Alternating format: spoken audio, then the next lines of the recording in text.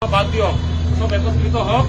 আমি মানুহ, আমি যদি চৰকাৰ গঢ়িব পাৰো, ভাঙিবও পাৰো। এইটো কোনে কৈছে? মই কোৱা নাই। নমস্কাৰ ৰাইজ, মই মানে জুবিন দাই কৈছো। আমি এতিয়া এক খবৰ হ'ল, জাতি ভেদেৰি চৰকাৰ। আমি আকৌ নতুন চৰকাৰ কৰিম। বিজেপি চৰকাৰে কি কৰিছে কি কৰা নাই এইটো আপোনালোকে জানে, ময়ো জানো, চবেই জানে। এইবিলাক পলিটিকেল চাপৰ্ট।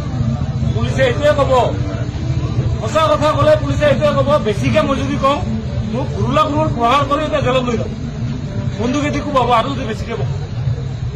জুবিন দা এনেকুৱা মানুহ আছিল। জুবিন দা মৰাৰ পিছত এই আহিব, জুবিন দা মৰাৰ পিছত এইটো হৈছে গোটেই সমাজ একলগ হৈছে নে? জাতি ভেদ আছে নেকি? মন্দিৰ নহয়তো, মই ভাষণ দিয়া নাই, মই পলিটিকেল লিডাৰ নহয় ভাই, মই এটা সাধাৰণ ড্ৰাইভাৰ। আহি গ'ল নে নাই?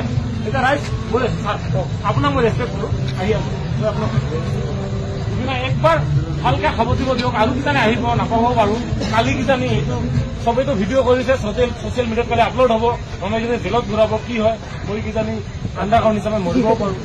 তেনেকে আলফাৰ দিনত হৈছিল, নজনোৱাকে কোনোবা মানুহ মাৰি পেলাইছে।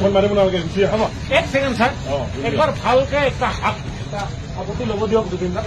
তাৰপিছত যি কৰে পাৰিলে মানুহ যি কৰে জয় জুবিন দা। সদায় আপোনাৰ আদৰ্শ, আপোনাৰ কথা আমি মানি চলিম। মোৰ দৰে যদি আমাৰ নিচিনা নিয়ম ডেকা ল'ৰাবিলাকে মানি চলে বিৰাট ভাল।